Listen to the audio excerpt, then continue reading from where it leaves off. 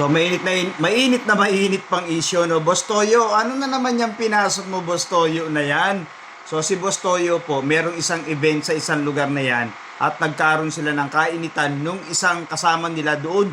So andun din sila Rendon Labrador, Labrador, no? So meron siyang isang sinuntok na isang tao ro na kasama nila at ayan, nagkaroon ng physical talaga. At bandang huli, sabi niya dun sa video na nakuhanan, sabi niya, okay lang, talaga ng bully pa no? Physical injury lang naman yan. No? Siyempre may mga pera yan. Hindi natin pa alam yung punot dulo ng kanilang pagtatalo. So, may issue, no? So, talagang alam niyo minsan yung sakit, ibig sabihin yung bugso ng damdamin, talaga nakakagawa ka ng hindi maganda, no? So, talagang ganun po ang realidad ng tao, lalo pag yung sobrang galit. Minsan sabi nila nagdidilim ang paningin o nawawala sa sarili. Kaya lang, paghupa nung init nung galit, dun nila marirealize na bakit ko nga ba nagawa. No? So, sana magkaroon ng patawaran yung dalawa. Kaya lang, sabi nga ng isang sinuntok niya, GAGO, sabi niya gano'n. Taga Cavite rin ako. So, kung isipin mo, parang may mga laman na yung sinasabi, no? Hindi man magbabantaan yan, o wag naman sanang lumaki na yung issue. Wag naman sanang magkaroon ng malaking pagtatalo pa, no?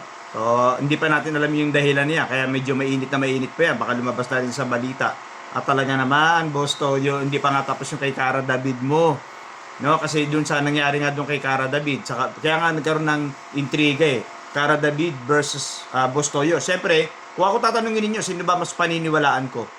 Yung matagal ng journalist, yung matagal na talagang gumagawa ng dokumentaryo na ganyan, o talagang dekada na gumagawa ng dokumentaryo, o yung mga baguhan pa lang, no?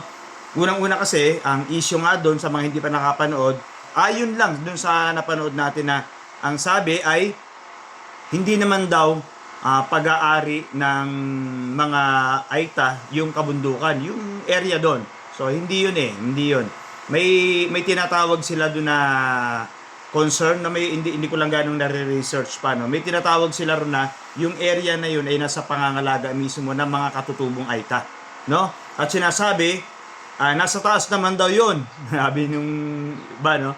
Kahit pa nasa taas yun, paano yung leak ng basura, yung baho, yung tinatawag na katas ng basura na bumababa dun sa bundok, kumakalat na, no? At ang sabi ni Boss Toyo, nililinis na raw. Nililinis, samantalang LGU na nga or local government na nga may sabi na hindi na nila kayang alisin yun doon dahil milyon-milyon na po ang magagastos. Kung nililinis man yun at talagang binadgetan, di mas maganda, no? Kung talagang aalisin, mas pabor na pabor. Mas gusto kasi ng mga katutubong Aitaro na alisin po yung mga basura kumpara doon sa tatambakan mo lang ng lupa. Kasi no? Pag tinambakan mo lang ng lupa yon, sabihin na natin, tinambakan ng lupa na wala nga sa paningin yung mga basura. Pero yung ilalim nun ay puro plastic. So, hindi rin malulusaw yon habang buhay na yun nandun, yung plastic na yon. At kumakatas po yun doon sa ilog or sa sapa na dati po nilang pinag-iinuman ng tubig. Sabihin na tinambakan ng lupa na wala sa paningin, tinaniman ng halaman. So, andun pa rin yung mga basura doon sa ilalim nyo kasi mga plastic nga ang karamihan. So, ang maganda po doon, alisin yung basura saka tambakan uli ng lupa, no? Saka taniman uli ng panibago.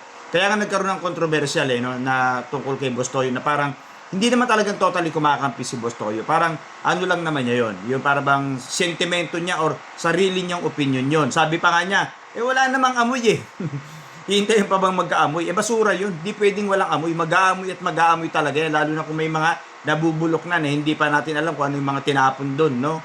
May mga nabubulok doon. Talaga mag-aamoy yun. Or, baka inisprayan na or ini-sprayan ng gamot yung area para mawala nga po yung amoy or yung mga langaw. Hindi pa rin mawawala yun. May expire pa rin yung in-spray na para mawala po yung amoy. May langaw at may langaw pa rin. Dapat nga, kasi nga virgin forest po yun Mga yung po ay makutawagin nga nila ay paraiso.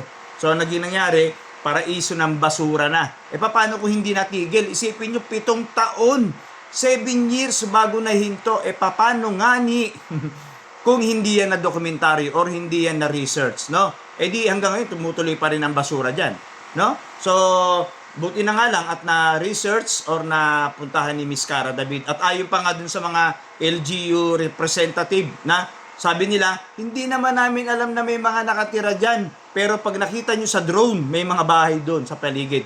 Unang-una, hindi raw nila alam na may nakatira doon. Bakit nga ni? Bakit nga ni? Hindi ba kayo nag-research?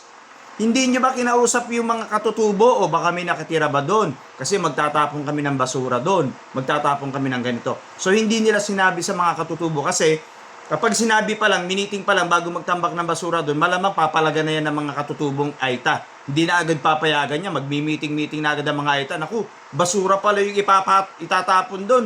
Anong gagawin natin? So anong nangyari? Gumawa na ng daan, sinikreto muna sa mga AITA. Wala na silang magawa kasi nandun na yung mga basura. Marami na pong basura na itatapon bago binanggit. Una-una, di ba, sabi ko nga kanina, hindi ba nag-research muna kung may mga taong nakatira doon? Pangalawa, hindi nagpaalam sa DENR yung local government. Kasi kung nagpaalam sa DENR yung local government, malamang hindi rin sila payagan. So, kita mo, di ba? Sabi nga, tao ang sumisira eh. At sino yung may kakayahan na sumira? Eh, di yung mga nakaupo. No? Sabihin ba nating walang iya? Eh talagang walang iya. Bakit? Eh isipin mo, hindi na nila inisip yung masamang epekto sa pagtatapon ng basura doon sa lugar na yon. Kita nyo, di ba? So, anong mangyari? Nagtuturuan. Sino sisisihin? Yung mga naunang nakaupo, yung mga dati raw. Eh, ang tanong, may makukulong ba? May makukulong ba? Unang-una, may makukulong? Or may makukulong ba talaga? Or may mananagot ba talaga? Meron ba kaya? Hindi natin alam kung meron mananagot, no? Unang-una kasi, no, binalahura po yung lugar. Kung napanood niyo, sana napanood po ninyo yung dokumentary ni Miss Cara David, no? Yung tinawag ko kasi yung na paraiso ng mga basura, eh, no? So, panoorin po ninyo sa isang lugar na yan. Kawawa naman yung mga katutubo. At, syempre, ang tinitingnan na lang natin dyan ngayon sa ginawa ni Boss Toyo, yung pumunta siya doon sa lugar na yan para po magbigay tulong. Ganun na lang titingnan natin. Tingnan natin yung mabuti kasi wag tayo maging one-sided. Ika nga, wag natin tingnan yung masama lang. May mabuti rin naman eh. Mabuti at masama. So, nag-comment tayo sa masama, syempre, pupurihin din natin yung mabuting ginawa. At, syempre, nakatulong siya. Nagbigay siya ng mga relief good, mga pagkain, or kung ano man yung pangangailangan. Syempre, pasalamatan nyo kasi nga, nagbigay ng tulong eh. Yung masama, ay nandun na yun eh.